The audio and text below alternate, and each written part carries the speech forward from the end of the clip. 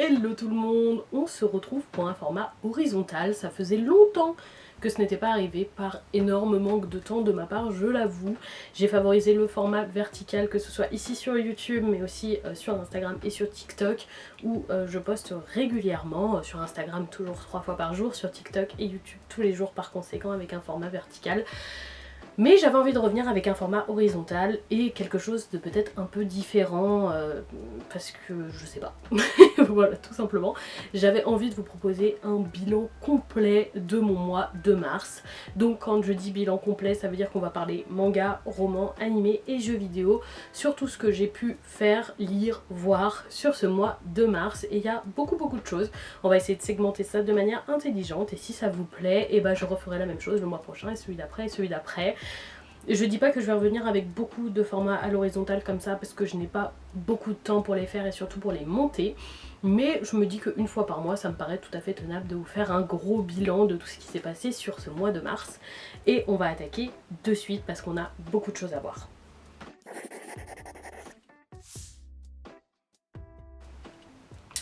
On va attaquer avec les nouveautés, donc les tomes 1 que j'ai pu lire ce mois-ci et il y en a beaucoup. J'ai lu une quarantaine de mangas en tout, donc tout mélangé et je vais segmenter ça en tome 1, one shot, fin de série et suite de série et on va pouvoir voir ça ensemble. On attaque de suite.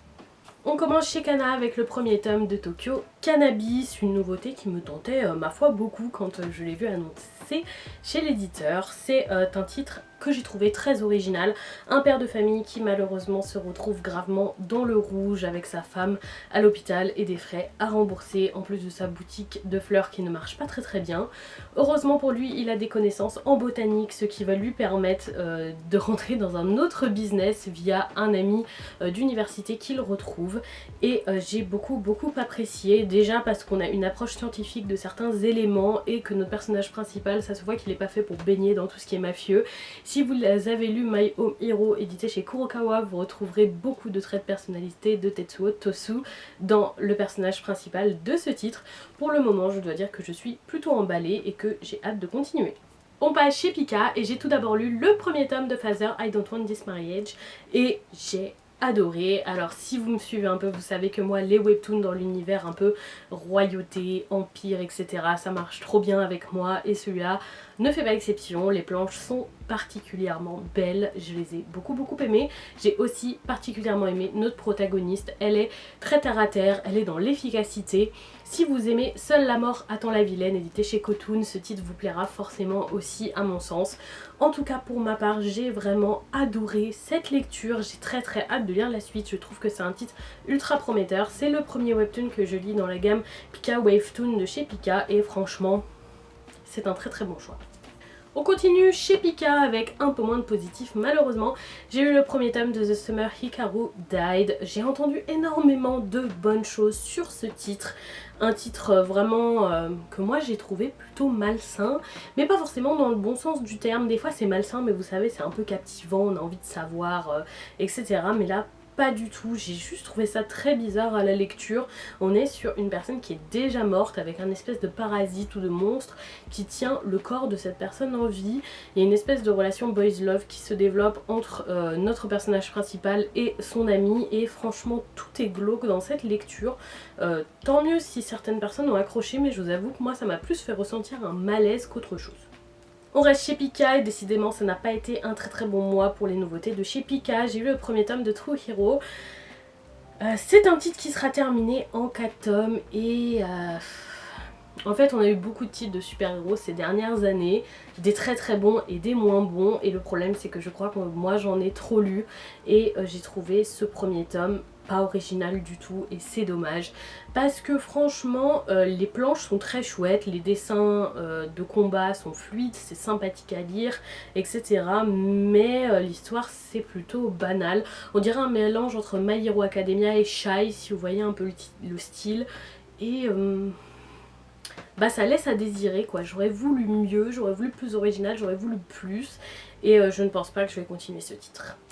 On termine chez Pika avec une autre déception, désolée Pika ce mois-ci n'a pas été exceptionnel dans mes lectures de nouveautés chez vous, avec Welcome back Alice. J'avais beaucoup d'attentes pour ce titre, je l'avoue, tout simplement parce que c'est Shuzo Oshimi qui l'a écrit. Je sais qu'il a écrit beaucoup de choses, moi j'ai lu 2 titres qu'il a déjà pu écrire, Shino ne sait pas dire son nom et Les liens du sang, et j'ai absolument adoré les deux. Les liens du sang est un titre coup de cœur pour moi, je l'aime énormément, donc je partais super positif pour ce titre, et pareil, gros malaise, mais rien de positif à dire là-dedans. On est sur un titre sur la sexualité des lycéens, un titre qui voudrait sûrement LGBT également, je pense. Mais pour moi, il n'y a rien qui va. Tout est sujet à lancer des discussions sur le sexe, la masturbation, etc. Mais très mal amené. Pas amené de façon ludique, mais juste de façon un peu à dire on parle de sexe, c'est marrant, hein. Et vraiment... dur à la lecture quoi. En plus de ça, on a un personnage trans, donc un homme qui s'habille en femme, il n'a pas à changer de sexe, juste il aime s'habiller en femme, il ne se définit ni homme ni femme, donc ainsi soit-il, mais forcément il fallait que le personnage qui est comme ça soit complètement déviant, ne parle que de sexe, agresse sexuellement ses camarades scolaires, enfin, vous voyez le tableau, un truc bien cliché, bien... voilà, bien agaçant. Je vous avoue que c'est trop dommage parce que j'avais beaucoup d'espoir, parce que jusqu'ici j'avais beaucoup aimé ces titres, mais là c'est un gros nom pour moi, je suis complètement passée à côté et je ne pense pas que je vais continuer cette lecture. Pachi Kiyun avec le premier tome du titre Le Palais des Assassins. J'avais assez hâte de découvrir ce titre, j'aime beaucoup la couverture, je ne peux pas m'empêcher de trouver qu'elle a pas mal de similitudes avec les carnets de l'apothicaire. Et effectivement l'histoire aura des similitudes aussi, pas vraiment au niveau de l'intrigue mais plus au niveau de l'univers. On est dans un univers qui ressemble beaucoup, dans une cour impériale avec des concubines, etc. Et une petite fille issue d'une lignée vraiment oui d'assassins, etc. qui veut juste se faire des amis, mais tout le monde connaît sa famille et tout le monde en a peur et c'est un peu dur pour elle. J'ai bien aimé ce premier tome parce que le ton humoristique est efficace, notre personnage principal est très agréable et je l'ai apprécié, et j'ai aimé qu'il y ait un peu d'action directement dès le premier tome. Je regrette pour le moment le manque d'intrigue un peu plus forte que juste une jeune femme qui se cherche des amis. J'aimerais quelque chose d'un peu plus prenant, à voir le second tome, mais pour le moment c'est plutôt positif. On reste chez Kiyun avec le premier tome de My Dear Detective. J'avais très hâte de découvrir ce titre. On a vu aussi beaucoup de titres de détectives ces derniers temps, comme les titres de super-héros, on en a vu vraiment beaucoup trop. Je trouve que celui-là ressemble surtout plus à Gourmet Détective qu'à tous les autres titres. Ça ressemble pas à Ron Kamonohashi, par Arsène Lupin, pas à Moriarty. Ça ressemble vraiment à Gourmet Détective dans le style. J'ai été très curieuse de lire ce premier tome, tout simplement parce qu'on nous promettait une héroïne, et une héroïne forte, enfin au centre de l'action. On nous disait vraiment que c'est le parfait mélange entre Sherlock Holmes et Hercule Poirot. Donc je me disais, ouais, trop chouette, on va avoir une femme forte qui va être mise en avant, ça manque un peu dans les titres japonais, ça va être cool. Et bien sûr, on nous a rajouté un personnage masculin qui lui vole la vedette en permanence. Finalement, c'est un peu lui qui résout les affaires et un peu lui qui est toujours mis en avant. Et bah, c'est vraiment dommage quoi, parce que moi j'attendais vraiment... une femme au centre du récit, et j'ai l'impression qu'elle est au centre mais un peu excentrée quand même, et c'est dommage. Donc je vous avoue que je continuerai pas ce titre parce que cette facette de la lecture m'a vraiment déçue. On part chez Mana Books avec les 2 premiers tomes de Dark Gathering. J'étais assez curieuse de découvrir ce titre. Si jamais il y a des curieux qui n'ont pas envie de tout de suite commencer par le manga, vous avez l'anime disponible sur ADN. Et voilà, je ne l'ai pas encore tenté, je sais pas ce que ça vaut, mais il est disponible. J'ai lu les 2 premiers tomes, je partais super confiante, surtout je sais pas pourquoi, mais je trouve cette couverture absolument incroyable. Le chara-design du personnage est trop chouette, je me suis dit oh, ça va être cool. On est dans un univers un peu esprit... occulte, etc. Donc je me suis dit ça va être sympa, et je vous avoue que je suis un peu tombée de haut lors de ma lecture, j'ai pas trop aimé. Premièrement, je suis pas fan des personnages, surtout du personnage masculin qui me plaît pas particulièrement. J'ai pas aimé non plus l'humour proposé, il y a beaucoup de blagues dans ces 2 tomes, et pas forcément, enfin des fois ils arrivent un peu comme un cheveu sur la soupe quoi. Et ils cassent un peu l'ambiance occulte que je trouvais sympa, un peu dark. Et au-delà de ça, l'intrigue est chouette. Franchement, l'intrigue est la plus grande force de ce titre avec les dessins. J'ai adoré les chara-design, mais ce sera pas assez pour me donner envie de continuer ma lecture. On passe chez Mangetsu avec le premier tome de Len qui peut largement être considéré comme un double tome. Franchement, il est très épais. Il me semble que ce titre fera 14 tomes, donc c'est quand même pas mal. Je vous avoue que j'étais pas pleinement curieuse de découvrir ce premier titre parce que je sais Enfin, dès la couverture, j'ai su que les graphismes n'allaient pas être à mon goût, ce qui a été le cas. C'est pas du tout à mon goût. C'est des dessins que je trouve vieillissants. En même temps, la série a plus de 10 ans et arrive un peu tardivement chez nous, à mon sens. Mais voilà. Pareil, j'ai pas trop aimé. Je suis désolée. Les tomes 1, ce mois-ci, c'est pas tout à fait ça. J'ai pas trop aimé ce premier tome. Je trouve les personnages pas attachants. Que ce soit la petite fille qu'on suit là ou son père, ou ils sont pas attachants. Il y a un mystère et en même temps qui pique pas particulièrement ma curiosité, qui me donne pas vraiment envie de découvrir la suite. Je pense que si vous êtes un peu nostalgique des mangas des années 2000 voire fin 2010, même s'il date d'un peu après, je trouve qu'il a un style graphique encore plus vieillissant que ça, vous aimerez sûrement ce titre, mais pour ma part j'attends mieux aujourd'hui d'un titre, donc je pense que je ne vais pas continuer. Chez Château ensuite, j'ai eu le premier tome de Tokugawa Monkeys. Ils m'ont proposé de le recevoir et je me suis dit pourquoi pas. Il y avait le côté sexy annoncé dans le titre qui me faisait un peu peur et effectivement c'est ce qui va pêcher au niveau de cette lecture. Franchement, je trouve que l'intrigue est chouette, il y a quelque chose de recherché, pas complètement original non plus, c'est une quête de vengeance assez classique mais assez sympathique pour autant. C'est vraiment le côté très fan service qui m'a dérangée. On nous explique pourquoi une de nos protagonistes finit régulièrement intégralement nue. C'est justifié, c'est pas pour autant que je trouve ça pertinent malheureusement. Et c'est dommage parce que franchement sans cette surabondance de fanservice, je pense que j'aurais continué cette lecture. Mais là pour le coup ça me donne pas du tout envie. Vraiment ça me motive pas, moi le fanservice ça me donne plus envie d'arrêter une lecture que de la continuer. Donc je pense que je vais pas continuer ce titre. On passe chez Vega Dupuis avec le premier tome d'Igo no Kami. J'avais très hâte de lire ce premier tome, je trouve la couverture absolument incroyable, les planches sont tout aussi jolies. C'est un shoujo mais on est sur quelque chose de très sombre et il y a un super contraste au niveau des dessins parce qu'on a du très sombre et en même temps du très lumineux avec des fleurs de cerisier avec de très beaux effets. Et malheureusement, j'ai pas trop accroché à ce premier tome. Si vous avez lu Primal Gods in Ancient Time, qui est aussi édité chez Vega Dupuis, je pense que ce titre vous plaira parfaitement. Mais moi j'attends un peu plus, on suit la quête d'un dieu qui doit récupérer des petits bouts d'entre guillemets maléfices, c'est plus facile à expliquer comme ça. Et c'est un peu tout, donc on enchaîne une histoire avec un maléfisme qui va venir résoudre. Il va récupérer son petit bout de maléfisme, il va repartir et on enchaîne et ça manque d'une intrigue plus forte. Excusez-moi j'ai un cheveu. D'une intrigue plus forte, de quelque chose de plus développé et c'est trop dommage parce que franchement ça aurait pu être un titre prometteur mais au niveau de l'écriture j'attendais quelque chose de plus profond donc je pense que je vais pas continuer. Chez Soleil Manga j'ai lu le premier tome de Love Coach Koigakubo-kun, désolée si je détruis son nom, c'est super dur à prononcer pour moi. C'était un premier tome sympathique si vous avez envie d'une romance entre adultes, ce qui change peut-être des romances lycéennes qu'on trouve souvent dans ce genre de slice of life. Ça peut être chouette, pour ma part j'ai déjà lu beaucoup de romances de ce style donc j'ai ressenti une certaine redondance à la lecture et j'avoue j'ai pas trop aimé ce tome. La jeune femme, en fait j'attendais de la maturité et le problème c'est que la jeune femme se comporte comme une lycéenne donc on retombe un peu dans ce travers de romance entre personnes très jeunes. On a un homme très expérimenté qui ne s'en cache pas et c'est tout à fait ok. Et la jeune femme qui oh là là il m'a touché l'épaule etc. Donc vraiment sur quelque chose de très jeunesse et c'est dommage, j'aurais aimé quelque chose de plus mature et ça pareil je vais pas continuer. On passe chez KBL avec le premier tome d'un assistant de rêve. Un tome, franchement, c'est un bon tome. Là, vous êtes rentable au niveau de la lecture. Il est épais, il est fourni. Comme la plupart des webtoons, c'est tout en couleur avec du papier glacé, donc c'est cool. Par contre, au niveau de la lecture, je peux pas dire que j'ai été déçue, mais je peux pas dire que j'ai accroché. On est sur une histoire plutôt humoristique, entre romance et humour, je dirais, bon avec surtout de la romance, mais il y a de l'humour quand même, et de l'humour efficace sur moi, je dois l'admettre, j'ai trouvé ça très sympathique à lire, très drôle. On enchaîne différentes situations où un chaman, et c'est un univers assez original aussi, où un chaman va dans les rêves des gens pour les aider à combattre certaines mauvaises choses qui arrivent dans leurs rêves de manière récurrente, etc.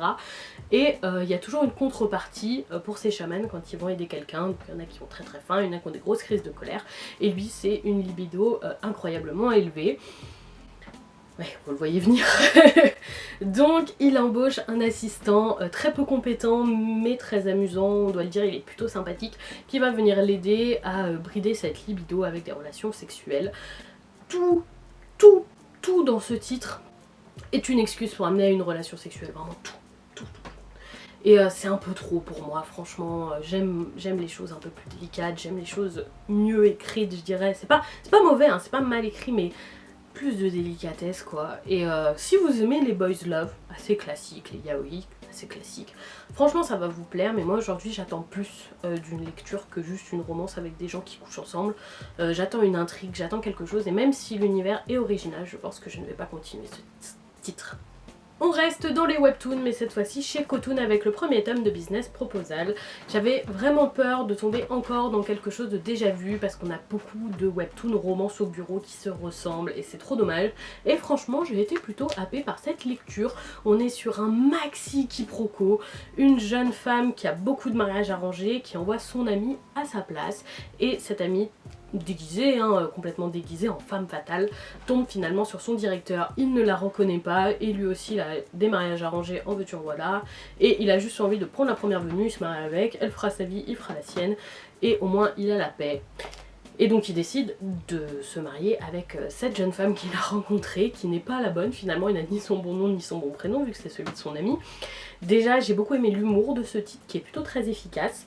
Et le quiproquo s'estompe petit à petit et les personnages, enfin le personnage masculin surtout, apprend qui est la vraie jeune femme à peu près, mais ne sait toujours pas qu'elle travaille dans son entreprise. Donc voilà, j'ai bien aimé ce premier tome, j'espère juste qu'ils vont pas faire durer le quiproquo trop longtemps pour laisser plus place au développement d'une relation.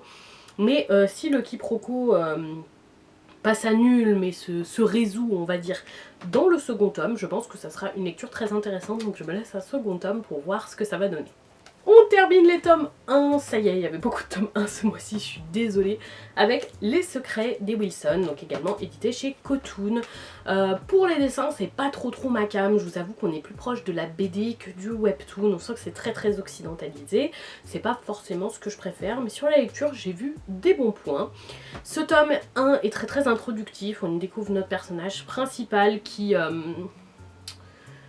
a perdu son grand-père récemment et qui se retrouve dans sa maison, et il y a un mystère autour de la mort de ce grand-père et il lui a laissé des indices avec des choses à trouver, on ne sait pas encore à quoi ça mène, et il y a déjà beaucoup de personnages suspects.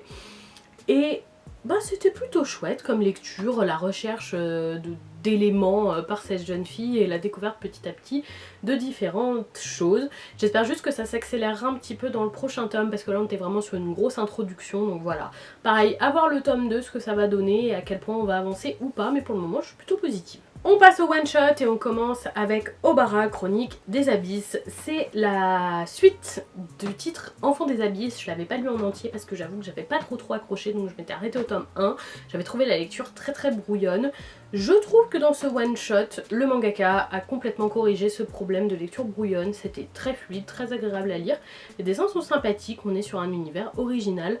Seulement, je pense que si je ne savais pas que c'était un one shot, je n'aurais pas réalisé que c'était un one shot. Parce que la fin est très ouverte et nous laisse un peu, moi je trouve, un peu en plan. Et résultat, si j'avais pas eu l'info que c'était un one shot, je pense que je l'aurais absolument pas réalisé.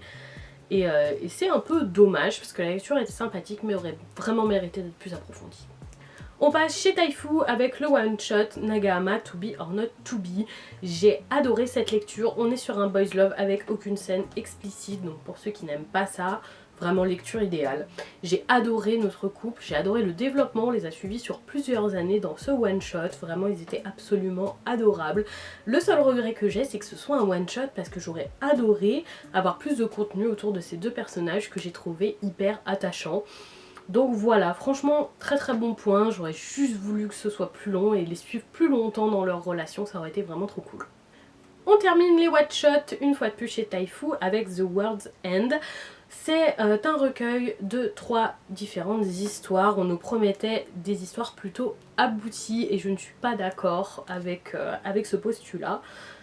C'est dommage parce qu'il y a une histoire que j'ai trouvée moyenne et 2 histoires que j'ai trouvées particulièrement intéressantes dans ce recueil, mais elles ne sont pas du tout assez abouties à mon sens. Et c'est dommage parce qu'elles étaient très qualitatives, donc elles auraient mérité d'être plus longues, plus développées, etc.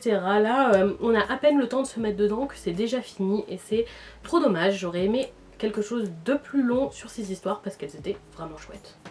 On passe ensuite aux fins de série, une seule pour ce mois-ci, j'ai terminé The Tunnel to Summer, édité en 4 tomes chez Mangetsu. Vous avez aussi un film disponible que je pense je vais regarder, ça va être dur de vous parler de cette fin sans trop vous spoiler, mais je vais le faire, donc pas besoin de skip particulièrement cette partie. J'ai beaucoup aimé cette fin et en même temps je la trouve très prévisible, ça s'est passé comme je pensais que ça allait se passer au niveau de la finalité de l'histoire et pour autant j'ai trouvé certains éléments de ce tome très touchants et qui m'ont personnellement beaucoup touchée.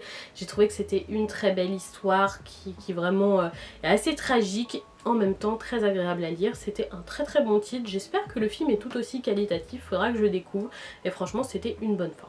On passe aux suites de séries, on commence avec le 12e tome de Manchuria Opium Squad, édité chez Vega Dupuis. J'aime vraiment beaucoup ce titre que je trouve hyper original, qui nous plonge en plein dans le Mandchourie, dans un sujet autour de l'opium, vous vous en doutez au titre. Ce tome était assez transitoire, il nous permet de passer d'un arc à un autre et de découvrir un nouveau personnage qui est potentiellement pas si positif que ça pour notre équipe de fabricants et de revendeurs d'opium. On a eu de grosses révélations sur les quelques dernières pages de ce tome qui me rendent très impatiente de lire la suite. C'est très positif, je continue avec plaisir. Chez Mangetsu ensuite j'ai lu le second tome de Pumpkin Night. Je vous avoue que ça a été un petit peu une déception pour moi, j'avais vraiment beaucoup aimé le premier tome qui était vraiment entre gore et violence mais aussi enquête. Et là on a vraiment juste de la violence pour de la violence, c'est dommage, j'attendais un petit peu plus de ce tome. On a juste des gens qui meurent dans d'atroces souffrances, vraiment c'est le cas de le dire, mais on n'avance pas tant que ça en termes de révélation. On en a eu un petit peu quand même parce que le tome n'est pas complètement creux, mais pas autant que je l'aurais espéré pour nous faire avancer dans ce récit. J'ai le 3e tome dans ma pile à lire et je pense qu'il sera décisif. On passe chez Panini avec le second tome de Laughing Under the Cloud. J'avais été un petit peu déçue par le premier tome, pas par l'histoire que je trouve vraiment très intéressante, mais par sa construction. On avait un premier tome moitié avec l'histoire et moitié avec un préquel, ce que j'avais trouvé un peu dommage. En lisant ce tome, je comprends totalement pourquoi on nous a mis ce préquel qui nous permet de vraiment mieux appréhender l'univers qui est assez complexe et bien développé. Et ça y est, j'ai trouvé ça pertinent, je suis ok. Ma déception pour ce premier tome s'est effacée.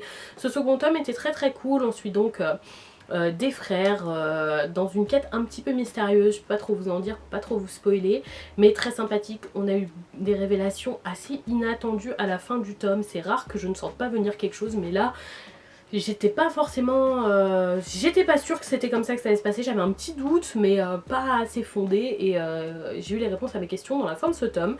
Je trouve ce titre vraiment chouette, les dessins sont hyper cool, on a de très beaux combats et un univers original et intéressant, franchement très bon titre. On passe chez Kiyun avec le 5e tome du titre du mouvement de la Terre.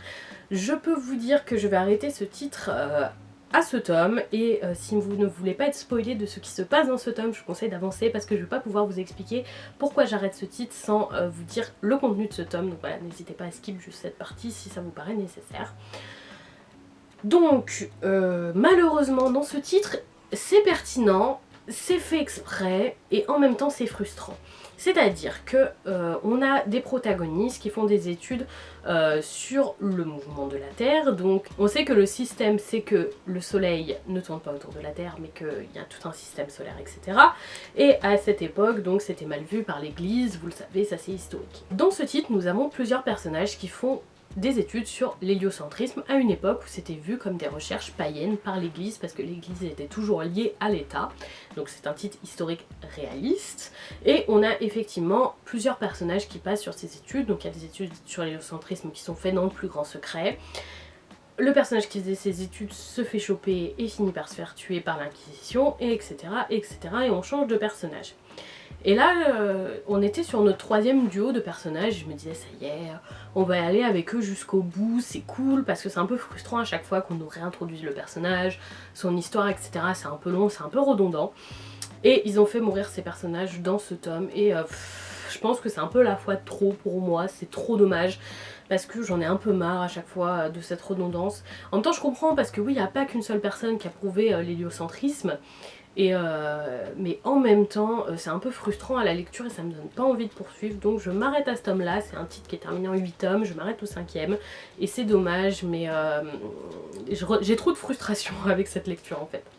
On reste chez Kiyun avec le 4e tome d'Akane Banashi, un titre autour du Rakugo, donc vous connaissez peut-être cette art qui est un petit peu théâtral, je pourrais dire pour le définir simplement, purement japonais. J'ai trouvé les premiers tomes assez intéressants et plutôt dynamiques, et plus j'ai lu de tomes, plus j'ai trouvé que ça s'essoufflait un peu et qu'on tombait dans une redondance. C'est pleinement le cas de ce tome, on a obtenu les réponses qu'on attendait et maintenant on retourne dans un entraînement pour Akane pour devenir la meilleure Rakugoka possible, et c'est un peu redondant à la lecture et ça manque de quelque chose pour vraiment me happer. C'est très slice of life, peut-être un peu trop pour moi, et malheureusement je pense pas continuer. On passe chez Kana avec le 4e tome de Princesse Puncheuse. J'adore ce titre. C'est un shoujo, il y a un fond de romance, mais franchement je trouve pas que ce soit le sujet principal de ce titre. On est plutôt sur une aristocrate qui en a marre des aristocrates véreux, et plutôt que de passer par les bonnes conduites, etc., les bonnes choses à faire, elle préfère juste leur casser la gueule. Tout simplement. Et c'est un véritable plaisir à lire. On a une héroïne forte qui utilise une magie assez rare, qui tape très très fort aussi, il n'y a pas que la magie qui la définit. On a eu pas mal de révélations dans ce tome qui m'ont beaucoup plu, justement sur la magie de notre héroïne Scarlett, et on a eu pas mal de révélations que je n'attendais pas du tout et que j'ai trouvé trop chouette. Très très hâte de lire la suite, c'est vraiment un titre que j'adore. On passe chez Kana avec le 4e tome de 4 frères pour moi, j'hésitais, 4-4. 4e tome de 4 frères pour moi. C'est une petite romance que je trouve très sympathique. Au début j'ai eu un peu peur quand j'ai vu que c'était une jeune fille qui emménageait chez ces 4 autres garçons qui deviennent ses frères. Je me suis dit ouais, s'il nous faut un harem dans ce bazar ça va être compliqué. Mais non, il y a juste un rapprochement avec le garçon qui a 1 an de plus qu'elle, il me semble, c'est tout, pas avec ses autres frères. D'ailleurs ce ne sont pas, il faut toujours préciser ce genre de titre, ce ne sont pas ses frères de sang mais des frères par alliance. Je sais qu'il y a des personnes que ça met mal à l'aise, moi c'est ok, ça me pose pas de soucis. Voilà, c'est un titre qui est surtout très humoristique et très agréable à lire. J'apprécie l'humour proposé vraiment, vraiment à chaque lecture, et c'est toujours aussi sympathique. On a eu de gros rapprochements dans ce tome et j'en attends encore plus dans le prochain, j'ai beaucoup aimé. On continue chez Kana avec le 8e tome de Boys Abyss. Vraiment c'est tellement difficile de commenter ce titre parce qu'il est hyper énigmatique, hyper mystérieux et étrange. En même temps, c'est un plaisir de le suivre, on comprend parfaitement les événements qui se passent, et en même temps, je suis incapable de dire où est-ce que l'auteur veut nous emmener. Clairement, je sais pas où il nous emmène, mais on y va avec lui, c'est un plaisir, c'est plaisant. Dans ce tome, il se passe beaucoup de choses, on a même une ellipse de plusieurs mois, et on découvre des personnages transformés par les événements des derniers tomes. On voit que ça les a profondément marqués, et je suis très très curieuse de voir ce qui va se passer. On a les retrouvailles entre Reiji, Shako et Gen à la fin de ce tome, et je me demande vraiment ce que ça va donner par la suite. J'ai le 9e tome de Boys Abyss dans ma pile à lire et je pense qu'il va pas rester très très longtemps dedans. On passe chez Delcourt avec le second tome d'un second Au revoir, donc dans la gamme Moonlight que j'apprécie tant. D'habitude on est sur des titres plutôt assez mélancoliques, dramatiques, etc. Et contrairement à ce que la couverture laisse présager, on est vraiment sur un thriller, et un thriller plutôt violent que je trouve absolument incroyable. J'aime beaucoup ce titre, et si vous aimez les thrillers, franchement je pense qu'il sera sympathique pour vous. C'est un club d'art plastique, et quelques années plus tard, bien après leurs études, ils découvrent qu'il y a un des membres qui est malheureusement décédé au sein de ce club, mais ils pensaient juste qu'il était parti découvrir le monde, etc. En fait non, il était juste décédé, et son meilleur ami de l'époque retourne dans le passé quelques mois avant la mort de ce personnage pour essayer de découvrir qui est le suspect et surtout le coupable. Et vraiment c'est très très prenant vu qu'on est dans les yeux de ce personnage qui découvre en même temps, on découvre en même temps que lui. C'est vraiment trop chouette à lire. J'ai beaucoup de suspects, dont un tout particulièrement, et cette lecture est hyper dynamique, il se passe beaucoup de choses dans un tome. On a en même temps des révélations, en même temps de nouveaux mystères, tout est parfaitement mélangé et hyper agréable à lire. C'est vraiment un titre que je vous recommande, surtout si comme moi vous adorez les thrillers, ça c'est vraiment chouette. On passe chez Soleil Manga avec les tomes 3 à 15 de Black Prince and White Prince. J'avais eu les 2 premiers tomes il y a longtemps, il y a au moins 3-4 ans, largement. Et j'avais trouvé ça plutôt sympa à cette période-là, et vous savez, les goûts changent. Et ce shoujo est terriblement gênant en fait, il me pose énormément de problèmes. On a donc un triangle amoureux tout à fait classique dans ce genre de shoujo autour des lycéens, avec un personnage masculin détestable, comme vous avez rarement vu un personnage aussi détestable je pense, manipulateur, juste malsain, forceur, qui ne respecte pas le consentement de la jeune femme, donc il l'embrasse à tout bout de champ, puis si elle n'est pas d'accord, bon, c'est pareil hein. Qui la manipule. J'ai abandonné, c'est la première fois que j'abandonne des tomes que j'achète en cours de lecture. J'ai abandonné au tome 11 ou 12, 11 il me semble, à partir du moment où la jeune fille s'est dit non mais maintenant je vais lui obéir, comme ça notre relation va bien se passer, parce que si je suis sage et docile, il aura pas de raison de me crier dessus. Il est pas censé te crier dessus cocotte, hein. Ça va pas du tout ça. Hein. Il y a un gros problème dans ce titre. Hein. La relation que ça véhicule est dangereuse pour les jeunes femmes, vraiment, quelle angoisse en fait. Ça a été une punition de lire cet homme, je regrette vraiment de les avoir achetés, j'avais trouvé un lot à Izika, je me suis dit oh bah tiens, je vais le prendre, au moins ça m'évitera de les payer neufs. Quelle erreur. Vraiment. Un enfer. Elle rencontre le père de ce monsieur très désagréable. Le père, il est pareil. Il lui chie dessus complètement. Quoi, tu vas rester chez moi pour le week-end? Ok, mais tu fais le ménage. Vraiment, est-ce que vous avez déjà vu qui que ce soit, genre, vous invitez votre gosse vient chez vous pendant les vacances avec sa copine et vous lui dites ok, tu restes, mais tu fais le ménage. Il y a toute la famille, ils sont complètement marteaux. De toute manière, il n'y a rien qui va. Le consentement est éclaté dans tous les tomes. Vraiment, il n'y a pas un tome où ça roule, où ils sont normaux, quoi, où ça se passe bien. Non, enfin, c'est un énorme désespoir. Cette lecture a été absolument catastrophique. Vraiment, ça fait longtemps que j'ai pas autant détesté quelque chose que j'ai lu, au point où j'ai même pas lu tous mes tomes, parce que très rare, je crois que c'est la première fois que ça m'arrive. Vraiment, ne lisez pas ce titre. Ne le lisez pas, peu importe qui vous êtes, même si vous aimez les relations un peu cheloues et tout, mais ne le lisez pas. Je vais vous présenter de la dark romance après, que j'ai adoré, mais ça c'est juste mauvais. Au bout d'un moment, il faut savoir dire les choses, c'est juste mauvais, la relation, il n'y a rien qui va, les personnages, il n'y a rien qui va, notre héroïne elle est bête, l'autre il est méchant, il n'y a rien qui va. Lisez pas ça. On passe sur une romance beaucoup plus intéressante.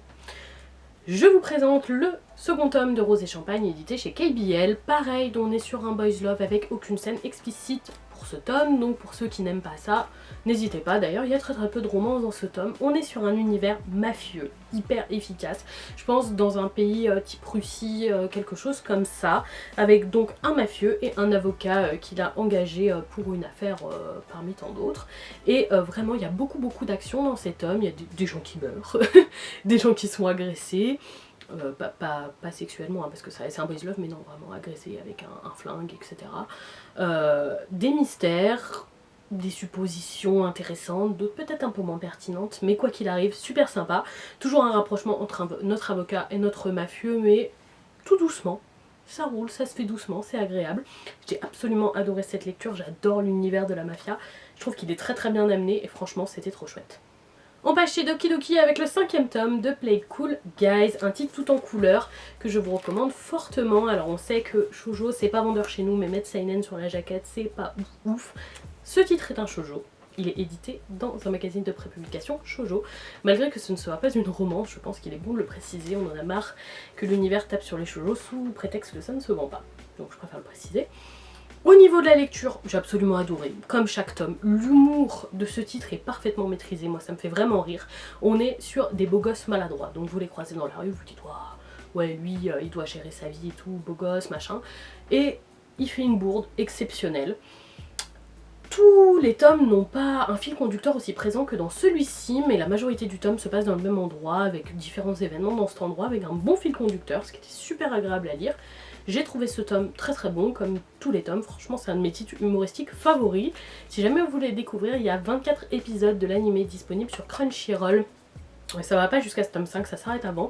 C'est des petits épisodes de 10 minutes, en plus c'est des épisodes courts, qui sont vraiment chouettes, et je vous le recommande parce que c'est un super bon titre. On retourne dans les webtoons avec le 4e tome de Léviathan Deepwater édité chez K-Mix.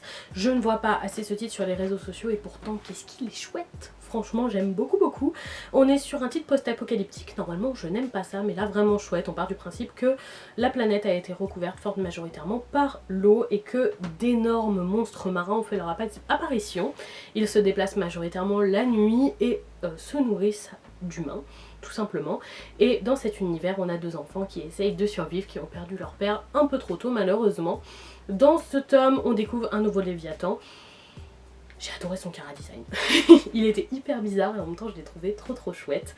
Et surtout on a pas mal de réponses sur pas mal d'événements autour de ce Léviathan notamment. J'ai découvert beaucoup de choses, on a encore certains petits éléments en suspens qui je pense vont être réglés dans le prochain tome, ce qui me donne assez hâte de le lire.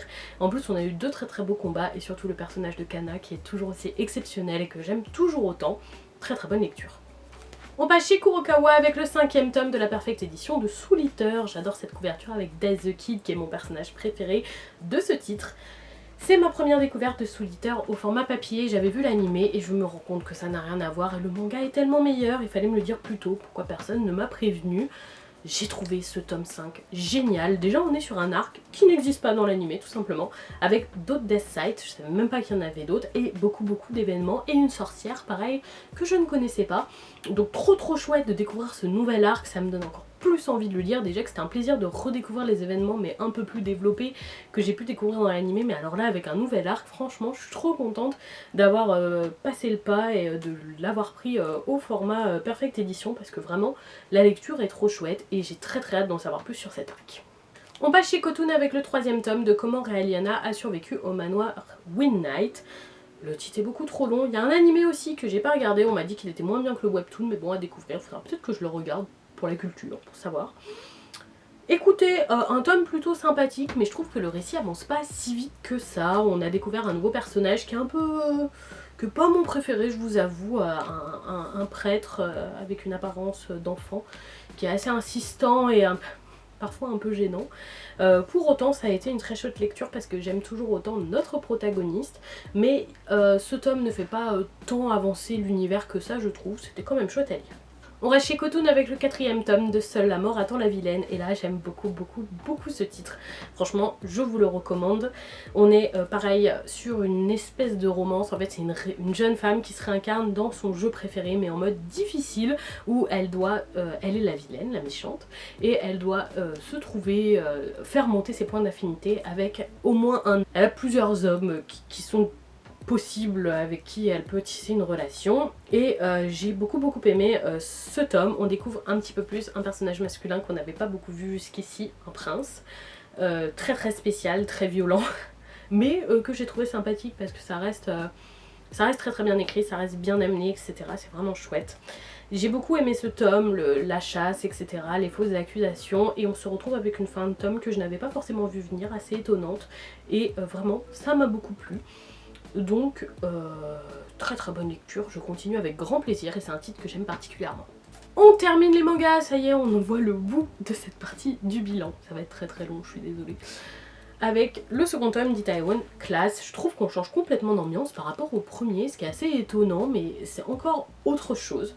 Je vois toujours pas vraiment où est-ce qu'on veut nous emmener avec cette lecture et en même temps j'apprécie parce que je sens l'originalité, vous voyez. Et j'ai trouvé cette lecture assez agréable, on nous introduit encore des nouveaux personnages, encore de nouveaux événements, c'est de plus en plus dense et franchement sympathique. Je suis assez curieuse de continuer, j'ai le 3e tome dans ma pile à lire donc je continue. On passe aux romans, promis ça va être un petit peu plus court, j'ai 6 romans à vous présenter que j'ai lus ce mois-ci et on va fonctionner pareil, nouveautés, suite et fin et suite de série et on attaque de suite. On commence avec les nouveautés tout d'abord, j'ai lu le premier volume du titre Le Sorceleur, donc il s'appelle Le Dernier Vœu, c'est le tout premier volume de ce roman qui a donné naissance au jeu et à la série The Witcher. Je les ai achetés parce que vraiment je suis absolument fan du jeu The Witcher 3 qui est un de mes jeux préférés, donc je me suis dit je veux en savoir plus sur Geralt. J'ai trouvé ce premier tome hyper original dans la manière dont il est écrit, qui est très étonnante. C'est-à-dire qu'on jongle entre le présent, où Geralt est blessé, il se passe des choses, et ses souvenirs. Et au début, c'est pas forcément limpide qu'on est dans ses souvenirs, donc cette espèce de chassé-croisé entre les deux est très spéciale, et pour autant j'ai beaucoup aimé. Franchement, j'ai passé un super moment de lecture avec ce premier tome, même si J'aurais qu'un défaut à lui donner, c'est qu'il manque d'une intrigue encore plus forte. Pour le moment on enchaîne différentes petites histoires, plutôt histoires courtes dans la vie de Gérald. On a notamment pu revoir Jaskier et découvrir sa rencontre avec Yennefer, ce qui était quand même très agréable, et d'autres éléments de sa vie très sympathiques. J'ai les autres tomes dans ma pile à lire, franchement je pars plutôt positif parce que l'univers est riche et dense et original. Heureusement que j'avais joué au jeu avant parce que ça aurait pas été évident pour moi de situer les villes, Oxenfurt, Novigrad, etc. et tous les monstres, parce que c'est pas toujours des monstres qu'on voit dans d'autres univers que l'univers The Witcher. Et franchement j'ai beaucoup aimé, et j'ai oublié de dire mais c'est édité chez Breitschloon. On passe à un autre tome 1, j'ai lu le premier tome de Captive, je l'ai acheté en édition reliée avec un jaspage que je trouve pas exceptionnel. Franchement, pas ouf. La couverture, elle est belle. Franchement, j'aime beaucoup avec cet effet brillant, etc. Mais ne nous laisse pas du tout présager du style de la lecture. Franchement, moi je vois ça dans un rayon où je me dis plus que c'est une fantaisie qu'autre chose. On est sur une dark romance. C'est la première dark romance que je lis, j'en avais jamais lu avant. J'ai entendu tout et son contraire sur Captive. Il y a des gens qui ont adoré, il y a des gens qui ont détesté. Je comprends. C'est parce que je pense que c'est un récit qui vous demande un investissement de vous-même quand vous le lisez. Et pour ma part, je fais partie de ceux qui ont absolument adoré. Ce premier tome a été un gros coup de cœur pour moi. J'ai adoré cette lecture. On découvre un début, je le dis avant, c'est pour public averti. Donc si vous n'avez pas 18 ans, ne lisez pas ça. Et passez cette partie de la vidéo s'il vous plaît, parce que c'est pas pour vous. Voilà. On a trop tendance à oublier que les romans aussi, y a des publics et qu'on lit pas ça à 12 ou 14 ans. On n'a pas l'âge pour lire ça. On n'a pas la maturité pour lire ça. Donc voilà, je préfère le rappeler parce que on surveille un peu tout, et pas forcément la lecture, et on devrait surveiller ce qu'on laisse aux plus jeunes, en termes de lecture également. Donc voilà, on est sur une dark romance, et le début de ce volume commence avec des événements très violents. On a une jeune femme qui est clairement vendue. Elle vend son corps contre son gré, elle a été vendue à un homme qui lui vend son corps pour se faire de l'argent, pour faire plaisir à ses proches. Ce qui est assez répugnant quand on le lit, je vous avoue. Et quelqu'un la rachète cette jeune femme, et quelqu'un qui n'en voulait pas forcément. On lui impose cette jeune femme, et en fait une captive, ce n'est pas le fait d'être en captivité, mais c'est un métier qui relève plutôt finalement de l'espionnage dans cet univers. Donc on est dans un univers réaliste, ça se passe dans des endroits qui existent vraiment, dans des grandes villes de notre monde, mais il y a cette petite subtilité. Donc une captive, c'est une jeune femme qui fait un travail en gros d'espionnage. En gros. Et donc cette jeune femme se retrouve chez un monsieur qui s'appelle Asher, qui devra être son propriétaire, et donc il l'a racheté, et qui sera donc le chef de cette captive. Ils sont censés travailler en duo pour enquêter sur certains événements. Ce titre se passe dans l'univers de la mafia, comme je vous l'ai déjà dit, un univers que j'apprécie particulièrement, donc avec une famille qui trafique des armes, mais qui tue aussi des gens, bref, qui font le nécessaire pour que leur business illégal fonctionne au mieux. J'ai absolument adoré ma lecture. Je comprends les critiques, franchement je comprends les critiques, mais je comprends aussi qu'on puisse trouver cette relation particulièrement intéressante. Une relation se développe entre notre captive et son propriétaire, vous vous en doutez vu qu'on est sur une romance, et vraiment je trouve que la violence n'est pas forcément mélangée à l'affection dans ce titre. On passe plutôt de je te déteste à je t'apprécie. Et ça se développe petit à petit avec peut-être des rechutes qui peuvent s'expliquer par certains événements de la vie de chacune de ces personnes, parce qu'ils ont tous les deux eu une vie assez compliquée avec des événements marquants et douloureux, et je trouve ça bien amené. Je trouve que la romance elle est bien amenée, elle est bien développée. Je sais pas si toutes les dark romances ressemblent à ça parce que c'est ma première, mais là j'ai trouvé ça vraiment chouette. Vraiment ça se développe petit à petit, on sent tout d'abord cette affection purement physique, charnelle, pour ensuite devenir une affection globale, et j'ai trouvé ça super chouette. J'ai dévoré ce tome, c'est-à-dire que j'ai commencé à lire, je me suis dit ouais c'est sympa, je suis arrivée à la moitié, je l'ai détruit, je l'ai lu si vite, pour arriver sur une fin assez inattendue je vous avoue, qui me laisse curieuse de découvrir le second tome. Alors le second tome est déjà disponible au format broché, mais moi je l'aimerais au format relié, donc il sortira au mois de mai. Et j'ai le tome 1.5 qui est donc un spin-off qui s'appelle Perfectly Wrong, qui est sur un personnage secondaire qui s'appelle Ben, qui est de la famille de Asher. Et je suis très curieuse de découvrir ce tome 1.5 qui est dans ma pile à lire. que j'ai reçu là il y a quelques jours et que je vais lire rapidement. Mais en tout cas Captive, ça a été une lecture incroyable que j'ai dévorée, que j'ai trouvée captivante. Et vraiment j'ai passé un trop bon moment de lecture avec ce tome. Et j'ai trop hâte de lire la suite et fin. Et j'ai oublié de dire, c'est édité chez BMR.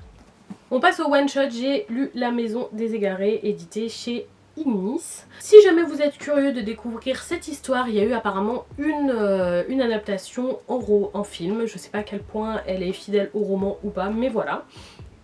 J'ai trouvé cette histoire très sympathique. On y suit des jeunes femmes perdues suite à de violents événements. Une femme qui était battue par son mari, une vieille personne qui malheureusement commence un petit peu à perdre sa tête, et une jeune enfant malheureusement avec ses parents décédés, un petit peu abandonnés par tous les autres membres de sa famille, et qui se retrouvent ensemble et qui vont vivre ensemble. Je pensais pas que l'arrivée d'éléments fantastiques allait arriver si tôt dans le récit, mais on va retrouver beaucoup d'éléments du folklore japonais, et notamment un antagoniste qui va un peu flotter au-dessus de leur village en menaçant et les habitants et les infrastructures. J'ai trouvé ça très intéressant, le côté fantastique a été plutôt bien amené et amené de manière pertinente, c'était très intéressant à la lecture. Et franchement c'est un super titre sur les 3 premiers quarts, j'ai trouvé ça super, les relations entre les femmes se développent, on a des femmes vraiment fortes qui font des efforts pour s'en sortir. Et malheureusement j'ai trouvé la fin ultra décevante parce que vraiment, je dirais pas jusqu'à bâcler mais c'est rush quoi. Et c'est dommage parce que on est sur une finalité comme on s'y attendait, sans surprise, comme on peut voir partout. Et c'est dommage parce que vu l'originalité de ce récit, je m'attendais vraiment à une fin mieux, une fin plus quoi. Et là c'est juste le combat final, il est super rapide, il dure quelques pages, vraiment c'est expédié. Et c'est trop dommage parce que c'était vraiment une bonne lecture, mais voilà, cette fin m'a un peu déçue. On continue dans les romans one shot avec Au bout du rêve, c'est donc un Disney Twisted Tales édité chez Hachette Heroes. Les Disney Twisted Tales, c'est des réécritures des films Disney qu'on peut connaître avec à un moment un twist. Donc on reprend une partie du film que l'on connaît et il y a une partie qui change et qui vient vraiment modifier cette histoire pour nous proposer une nouvelle histoire.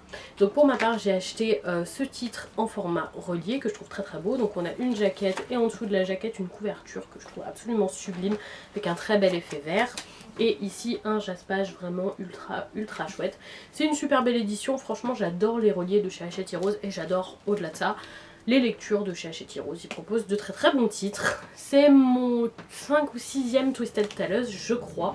Et je l'ai trouvé très agréable, même si ce n'est pas dans mes favoris, je lui donnerai un bon 4 sur 5, vous voyez, si je devais lui donner une notation. Je l'ai beaucoup apprécié, mais il a quand même quelques défauts. Je trouve le début un peu long. En fait, on se retrouve, je sais pas si vous vous rappelez bien du film La Princesse et la Grenouille, mais à la fin du film, Tiana a le talisman du docteur Facilier, elle le casse par terre, et tout rentre dans l'ordre, entre guillemets. Et là, au moment où elle est censée casser le talisman, le docteur Facilier lui propose un marché, un pacte avec les ombres. Il lui propose de la retransformer en humaine, de retransformer Naven en humain et de ramener son père qui est mort à la guerre. Tiana finit par accepter ce pacte avec le maître des ombres et de là on découvre un petit peu son quotidien avec son papa. Elle a réussi à ouvrir son restaurant grâce à ses économies, etc. On revoit Charlotte, on revoit Louis qui a aussi pu grâce à ce pacte devenir humain et on revoit Naven avec qui elle n'a plus le droit d'entretenir une relation parce que ça fait partie de son pacte avec le docteur Facilier. Donc elle doit l'ignorer et lui il a perdu tous ses souvenirs de ces événements, donc il n'y a que Tiana et Louis qui savent ce qui s'est passé dans le film La Princesse et la Grenouille. Ce postulat est très sympathique mais malheureusement le quotidien de Tiana au début du titre est assez long et je pense qu'il y a des éléments qui sont effectivement là pour étoffer le récit etc. mais qui sont peut-être en trop et j'aurais aimé quelque chose de plus court sur cette partie que j'ai trouvé un petit peu longue à lire. J'ai trouvé aussi qu'il y avait certains éléments ultra prévisibles et c'est dommage même si elle ajoute certains personnages qui rajoutent des choses et que ça change et qu'on a d'autres personnages qui pratiquent le vaudou à part le docteur Facilier et c'est vraiment très sympathique. Mais je pense que ça aurait pu être mieux en fait si ça avait été plus court au début et qu'on avait laissé plus de place à la finalité pour un peu plus équilibrer le récit. Pour autant j'ai beaucoup aimé ma lecture malgré tout hein, mais il faut quand même dire les défauts de ce qu'on lit. Et la fin Même si elle était prévisible, était très très touchante, je vous avoue qu'elle m'a un peu bouleversée. Et j'ai adoré la fin. Vraiment, la grosse force de ce titre, c'est la fin. Faut s'accrocher un petit peu au début, mais arriver à la fin, on comprend pas mal de choses déjà, et en plus, la fin est très très belle. Donc ça reste quand même une super lecture. On passe ensuite à une fin de série avec les romans 5 et 6 de Fullmetal Alchemist. Ce sont des doubles tomes qui regroupent à chaque fois 2 romans. J'avais lu donc les tomes 1 à 4, toujours en format double comme celui-ci, édité chez Kurokawa. Il n'y a que le tome 4 qui m'avait vraiment emballé, je dois dire. Et malheureusement, ces tomes 5 et 6 c'était vraiment pas dingue. Le 5, à mon sens, est le plus mauvais de tous les romans FMA. C'est-à-dire qu'on nous ménage quand même un peu un suspense avec des événements, il y a un certain dynamisme. Et sur les 200-250 pages du roman, je pense qu'à la page 30, j'avais déjà deviné le plot twist et la fin. Ce qui a rendu la lecture un peu longue et pénible, je vous l'avoue. Parce que bon, quand on sait comment ça va se finir, c'est tout de suite un peu moins plaisant à lire. Donc le roman 5 pour moi était juste mauvais, et le roman 6 était plutôt sympathique. On découvre le quotidien de Winry à Rush Valley, où elle commence ses débuts d'apprentissage pour devenir mécano vraiment spécialisée en automail. C'était sympathique mais sans grand enjeu, pas particulièrement dynamique, pas particulièrement prenant, c'était juste très slice of life avec quelques événements quand même, mais pas... Voilà, c'était pas exceptionnel comme lecture. Il y a beaucoup qui pensent que ces romans FMA sont un résumé en gros de ce qu'on connaît dans les mangas, mais pas du tout, ce sont vraiment des histoires supplémentaires. Il y en a qui étaient plutôt sympathiques, mais j'avoue que dans ce volume, c'était vraiment pas foufou. On termine les romans avec le second tome du titre Les Carnets de l'Apothicaire, donc édité chez Lumen. Le premier tome était un double tome sorti il y a pas mal de temps maintenant, et le second est sorti là beaucoup plus récemment, donc c'est un thème classique. Les Carnets de l'Apothicaire au format roman, c'est déjà plus de 14 tomes, donc attention, ça va quand même être un titre très très long, à raison de tomes qui font 300-400 pages à chaque fois. Ouais, là il fait 400 pages. Ça va être un titre très très long, que ce soit dans l'adaptation manga de chez Kiyun ou de chez Manabooks ou dans l'animé. Il faut vous préparer à ce que Les Carnets d'Apothicaire ce soit long. Donc on est au second tome ici, qui ne rattrape pas encore complètement le manga. Je crois que la fin de ce tome correspond à peu près au tome 12 du manga. Il se passe beaucoup de choses. Moi j'ai arrêté la lecture du manga au tome 11 en me disant que le combo roman et animé me plaisait plus que de continuer à lire le manga, parce que ça avait un peu doublon avec le roman, et je trouve que la narration du roman apporte beaucoup de choses au titre Les Carnets de l'Apothicaire. Et il y a eu beaucoup de choses dans ce tome, donc je connaissais la grosse majorité, ce qui m'a pas empêché de vraiment apprécier ma lecture, hein.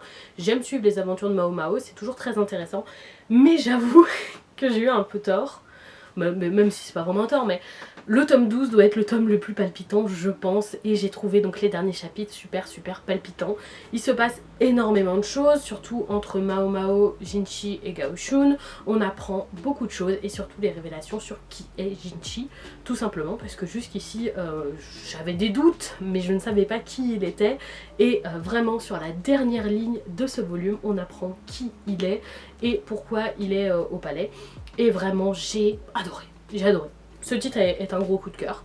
Déjà j'adore Les Carnets de l'Apothicaire, hein, qu'on se le dise, je l'aimais beaucoup au format manga, mais j'ai juste voulu faire des choix et j'ai préféré le roman, mais franchement quoi qu'il arrive c'est excellent. L'animé est super aussi, l'adaptation est top, et vraiment j'ai trop aimé ce tome. C'est dur de vous dire ce qui s'est passé et qui est Jinchi sans vous spoiler. Je peux juste vous dire que j'attends hyper impatiemment le tome 3, déjà parce qu'il s'est passé beaucoup d'événements entre Jinchi et Mao Mao dans ce tome, qu'on a eu beaucoup de révélations et que vraiment ça donne très envie de lire la suite. On passe ensuite aux animés, donc je vais vous parler des animés que j'ai terminés.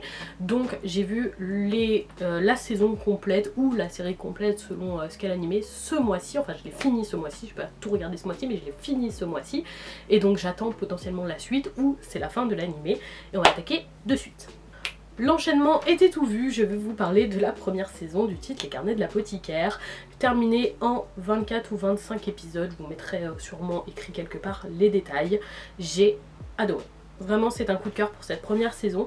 Comme je vous le disais, j'ai adoré le roman, le manga de chez Kiyone, le roman de chez Manabooks, et le manga de chez Manabooks, mais vraiment pour moi le combo roman animé est un combo hyper efficace.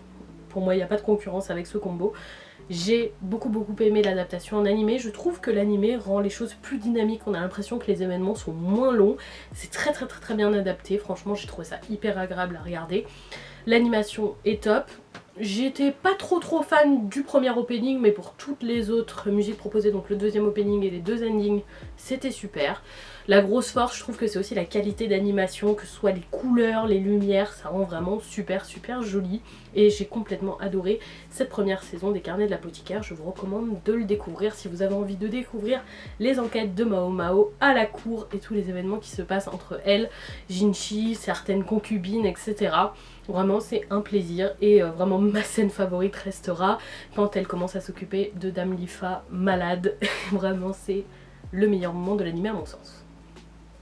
On continue avec la première saison de Free Run. Pareil, j'avais lu les 7-8 premiers tomes je crois et je trouvais que ça manquait de dynamisme. Il y avait des moments très plats dans le manga et je trouve que l'anime corrige complètement cette faiblesse pour donner quelque chose de juste parfait. Free Run, c'est donc une elfe très vieille qui a participé au combat contre le roi démon qui a été remporté. Donc nous sommes dans une période de paix à ce moment-là où elle repart à l'aventure pour de nouveaux objectifs avec son apprenti et peut-être d'autres personnages que vous découvrirez dans cette saison que j'apprécie particulièrement. J'ai beaucoup aimé cette saison déjà parce qu'une fois de plus la qualité d'animation était dingue, on a vraiment eu des animés très beaux cette saison, c'était un véritable plaisir. Opening comme ending, j'ai adoré toutes les propositions musicales de Free Run, même les OST. Et vraiment j'aime le personnage de Free Run et j'aime aussi Fern et Stark que vous pourrez découvrir dans cette première saison si vous ne l'avez pas vu. Vraiment j'ai tout aimé et il y a vraiment plus de dynamisme, on passe un petit peu ces moments un peu longuets du manga qui sont purement contemplatifs pour nous proposer quelque chose de très dynamique et d'efficace. En même temps on sent que Free Run prend son temps dans sa quête et en même temps on ne s'ennuie pas au visionnage, vraiment le mix était parfait.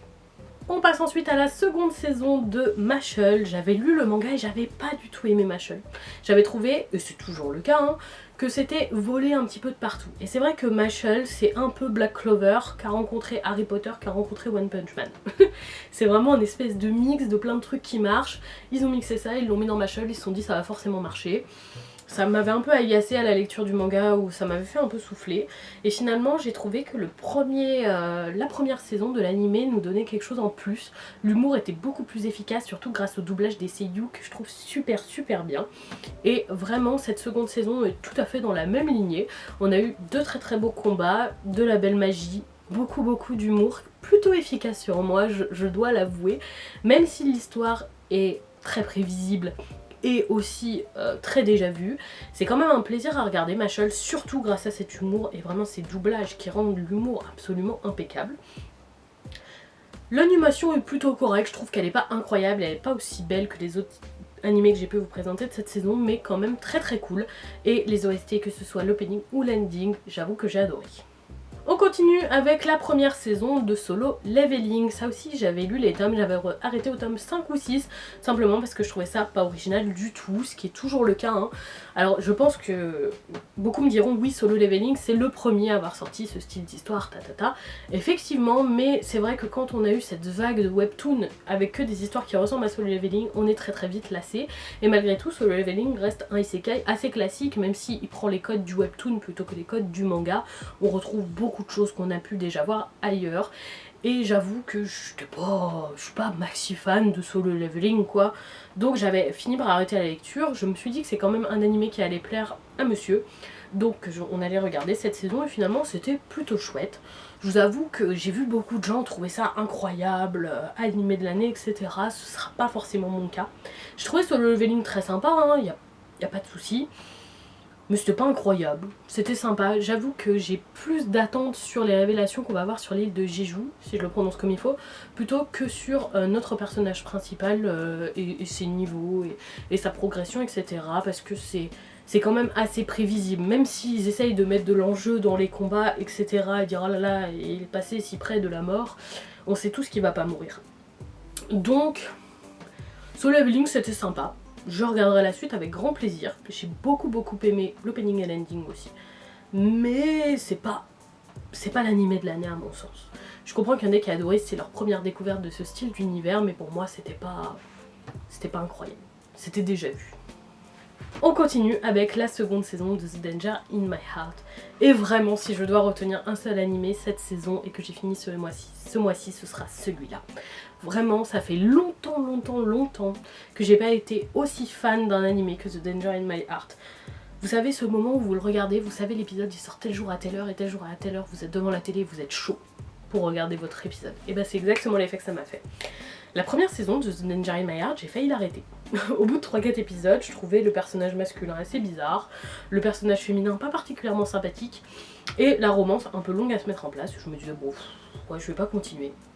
À partir de la moitié de la première saison, je me suis dit mais en fait c'est génial. Parce que c'est une relation originale.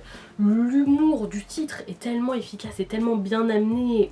Tout est pertinent, on a des moments de romance, des moments d'humour, des moments d'amitié. Tout est bien vu, tout arrive juste quand on a besoin que ça arrive. C'est super bien fait. Et cette seconde saison pour moi était le sacrement de The Danger in My Heart. Vraiment, j'ai tellement aimé cette saison. Tout était parfait. J'adore la relation entre nos deux personnages. J'adore l'évolution. J'adore comme notre personnage masculin découvre petit à petit ce qui est sympathique à l'école, se fait des amis, a peut-être des rivaux, etc. Et notre personnage féminin qui est un petit peu plus mature que la moyenne parce qu'elle travaille, etc. La balance très très bonne entre ces deux personnages, l'humour présent tellement efficace, les OST toujours bien choisis au bon moment, Wit Studio qui a fait un travail d'animation incroyable, les lumières, les couleurs, tout est beau, l'animation impeccable, opening, ending, tout est impeccable, vraiment je n'ai rien à redire sur cet animé, il est parfait. Ça fait longtemps que j'avais pas vu une aussi bonne romance que The Danger in My Heart et vraiment ça me manquait et ça me fait super plaisir. Et j'attends vraiment une 3e saison. On continue les animés avec la première saison de The Unwanted Undead Adventurer. Pareil, j'avais lu les tomes, j'ai arrêté le manga parce qu'il y avait un peu de redondance dans la lecture, etc. Donc c'était pas forcément ce que j'avais envie de continuer, mais pour autant, j'ai adoré l'animé. Je trouve que l'animé corrige pas mal de fautes que le manga peut avoir, déjà au niveau des graphismes qui sont pas toujours top en manga. Je trouve qu'en animé c'était mieux, l'animation était pas ouf. Ce sera clairement pas l'animation de l'année, mais elle faisait le taf et elle était quand même meilleure que ce qu'on a dans le manga. Les OST étaient super, moi j'ai adoré l'opening. Je sais que monsieur n'aime pas l'opening, moi j'ai adoré l'opening, j'ai trouvé super. L'ending est très bien aussi. Et vraiment j'ai passé un super moment dans cet animé, on est vraiment sur un univers de dark fantasy avec un homme qui se réincarne en monstre et qui va évoluer petit à petit mais qui essaye malgré tout de rester aventurier. C'était son métier de son vivant avec un gros objectif d'avoir le grade maximum de l'aventurier qui est le grade Mithril, je pense qu'on le dit comme ça, je sais pas comment on le dit en français, bon c'est pas grave. Et vraiment j'ai beaucoup aimé cet animé. L'adaptation est super, les personnages sont attachants et agréables et surtout la quête de notre personnage principal est prenante et plutôt originale. Si vous n'avez pas beaucoup lu de Dark Fantasy comme moi, franchement c'est très chouette. C'est un bon animé, il n'est pas exceptionnel mais on passe un super bon moment devant et vous voyez je l'ai préféré à Solo Leveling par exemple. On termine avec la romance qui a parlé d'elle. Moi j'aurais préféré que ce soit The Danger in My Heart qui soit sur le devant de la scène, mais c'est A Sign of Affection qui a fait parler de lui. J'avais lu les tomes, donc je savais ce qui allait se passer dans cette saison, et c'est une très bonne romance, je trouve, hein. On est sur une romance entre personnes relativement adultes, ils sont à l'université, donc ils sont pas non plus hyper jeunes, et c'est une très bonne romance, je dois le dire. Mais il y a des éléments qui... voilà. Le personnage de Yuki est très mignon, elle est très agréable, mais elle manque clairement de maturité à mon sens. Elle se comporte comme une lycéenne alors qu'elle est déjà à plusieurs années d'université et c'est dommage. Et même si sa sourdité est très bien abordée et qu'elle est très mignonne, etc., j'aurais voulu un personnage plus mature et je m'attendais à quelque chose de plus mature avec des personnes de cet âge-là qui ont la vingtaine. Malgré tout, l'élément qui m'a le plus dérangé dans A Sign of Affection, ça reste le personnage d'Ichiomi. Je sais qu'il y en a plein qui le trouvent exceptionnel, machin, mais franchement... il est trop sympa pour être vrai. Je sais pas si vous voyez ce que je veux dire, mais quand il y a un personnage qui est trop parfait, là il est beau, il est drôle, il est gentil, il est machin, moi j'attends à ce qu'il... je sais pas, je m'attends à ce que ça parte en couille quoi. C'est-à-dire que il est trop parfait pour être réaliste et c'est dommage. Moi je m'attends à ce que tout moment le titre il parte en thriller et Itsuomi il a des cadavres dans sa cave. À tout moment moi je m'attends à ça. Parce qu'il est trop parfait pour être réaliste et résultat son personnage il me dérange un peu. Quand il est trop sympa je suis en mode qu'est-ce qu'il va faire ? Il est pas, en fait il a un côté pas humain, il s'énerve jamais, il se passe jamais rien, il est plat. Et résultat je l'aime pas trop, je sais que vous êtes plein à l'idolâtrer, mais moi je suis désolée, je l'aime pas trop Itsuomi, m'a pas convaincu. Moi vous voyez je préfère Oshi, que je trouve plus entier, qui peut s'énerver, qui peut être jaloux, etc. Itsuomi non lui il s'en fout. Il est trop chill pour être humain en fait, je crois. Mais voilà, Chain of Affection, ça reste une très très bonne romance. J'ai adoré les openings, les endings. Il y avait des super couleurs et des super lumières et une superbe animation aussi, très agréable franchement. Juste le personnage de Tsuemi, il me dérange un peu. On passe à la dernière partie de ce long métrage. Oui, on peut appeler ça un long métrage à ce stade. On va parler de jeux vidéo, j'en ai terminé 2 ce mois-ci. Le premier c'est Mario versus Donkey Kong qu'on a fait en mode 2 joueurs avec mon copain. Donc l'intégralité de l'aventure où j'ai joué Mario, il a joué Todd. Donc on a pu faire presque tous les niveaux à 100%, on est plutôt content. C'est un remake d'un jeu Game Boy Advance qui était sorti à l'époque, que je trouve très sympathique. C'est un puzzle game, donc un petit peu des fois il y aura des casse-têtes, etc. Et un petit côté aussi plateforme, mais moins présent que le côté puzzle. J'ai vraiment beaucoup aimé. Je suis très fan des jeux Mario vs Donkey Kong, particulièrement les 2 volets qui étaient sortis sur DS à l'époque, donc je partais hyper confiante. Je crois que mon copain c'est le premier qui faisait, il me semble. Et vraiment, j'ai adoré. Déjà, c'est super chouette de pouvoir le faire complètement à 2. On a fait toute l'aventure en 100% et le boss. Et ensuite, il y avait les niveaux experts et les niveaux en mode difficile. On a fait tous les niveaux experts à 100% et les niveaux du mode difficile, il y en a 2 qu'on n'a pas réussi. C'est les boss, en fait, il faut les faire en no hit. Pas le concept que je préfère, vous savez. Et il y a 2 boss qu'on n'a pas réussi à faire en no hit malheureusement, donc on a le 100% moins 2 niveaux qu'on a réussi à faire, mais pas à 100%. On n'a pas eu la note maximum sur le niveau, sinon on a tout fait. Franchement il y avait des niveaux pas évidents, des niveaux qui demandaient du skill au niveau de la plateforme, ce qui me plaît le moins, et des niveaux de puzzle casse-tête qui étaient vraiment difficiles, parce que ça j'ai beaucoup aimé. J'aime le côté réflexion dans Mario vs Donkey Kong. Vraiment super jeu à faire à 2 comme seul. Et si jamais vous voulez le découvrir, il y a une démo gratuite sur l'eShop. Vous n'avez pas besoin d'avoir d'abonnement internet pour avoir accès aux démos gratuites de l'eShop, hein, et vous pouvez l'essayer. Vous pouvez essayer je crois 4 ou 5 niveaux il me semble sur cette démo gratuite que nous on avait fait dès sa sortie, et franchement super chouette. Et on termine ce bilan, ça y est, on arrive à la fin avec un autre jeu que j'ai terminé ce mois-ci. Donc là je vous présente des jeux terminés, ça veut dire que j'ai fini l'aventure, je risque peut-être d'y retoucher un petit peu, mais j'ai fini l'histoire du jeu. Donc Princess Peach Showtime, j'ai adoré. On a eu un seul jeu Princess Peach à ma connaissance, en Europe en tout cas, c'est le jeu Super Princess Peach qui était sorti sur DS, qui est un jeu de mes jeux de plateforme favoris. Normalement j'aime pas trop les jeux de plateforme, mais celui-là il est super bien. Donc j'avais hâte de voir ce nouveau jeu Peach et je l'ai trouvé ultra addictif. Tout comme Mario vs Donkey Kong, vous avez une démo gratuite si vous voulez le tester sur l'eShop. Vraiment super. Et c'est un jeu coup de cœur, franchement je pense qu'il va être haut dans mon classement 2024. On joue Peach qui doit aller dans des pièces de théâtre pour les rétablir parce qu'il y a un méchant qui a changé les pièces de théâtre, machin. Et elle a différentes transformations. Donc là vous en avez 3 à titre d'exemple, comme ça je vous spoil pas trop. Épée, pâtissière et kung fu, mais il y aura pas mal de transformations. Il y a 3 niveaux par transformation, donc il y a pas mal de matière quand même pour tous les faire. Le 100% était pas facile. C'est très facile de faire les niveaux, très facile de continuer dans l'aventure, franchement c'est même enfantin à ce stade. Par contre certains 100% sont pas évidents à faire. Ils demanderont plusieurs essais, vous êtes obligé de repasser sur les niveaux parce que chaque niveau vous avez des petits fragments d'étoiles à ramasser. 10 dans le premier niveau d'une transformation, 7 dans le deuxième niveau d'une transformation et 5 dans le dernier. Et pas toujours super évident à trouver ces étoiles ou à gagner parce qu'il y en a aussi qui demandent des résultats, qui demandent de faire des perfects sur certains éléments, etc. ou de pas se faire toucher par des ennemis, c'est pas facile. Vous avez aussi un ruban dans chaque niveau à trouver qui débloquera une tenue pour Peach ou une tenue pour Stella qui est le petit personnage qui l'accompagne. Donc pareil à chercher, pas toujours évident à trouver. Vous avez aussi 4 niveaux vraiment qui demandent plus de maîtrise, des niveaux qui s'appellent les répétitions, qui vont vous demander de faire un certain score avec une transformation. Donc par exemple je vais vous donner l'exemple du chevalier, ça spoil pas trop, c'est un beat'em up, vous n'avez pas le droit de vous faire toucher par les ennemis et il faut en tuer un maximum en un certain chrono. Voilà, donc il y a ces 4 niveaux à faire, donc moi j'ai fait tout ça à 100% avant de faire le boss final. Le boss final qui m'a un petit peu déçu, je l'avoue, parce qu'il était vraiment facile par rapport à certains autres boss, peut-être de niveaux qui étaient plus durs j'ai trouvé. Malgré tout c'était très chouette. Donc là j'ai fini l'aventure à 100%, il me reste le post-game que je sais pas si je vais faire complètement, vous allez comprendre pourquoi. Il y a les boss où on peut trouver certains fragments d'étoiles, donc il y a certains défis qui sont tout à fait faisables, et il y a les boss en no hit, et je déteste les boss en no-hit. Je n'ai aucun fun à faire les boss en no-hit. On avait déjà eu ça dans Kirby et le monde oublié par exemple, enfin le 100%, fallait faire les boss en no-hit. J'aime pas. Voilà, donc je sais pas si je ferais ça parce que si c'est pour pas avoir de fun, c'est pas la peine de se forcer. Pour le reste, je vais essayer de compléter. Et là, en plus, dans ce post-game, si vous voulez pas savoir, passez un petit peu parce que je vais vous spoiler ce qui est disponible une fois qu'on a terminé l'aventure. Dans ce post-game, il y a ensuite 3 ninjas à trouver dans chaque niveau.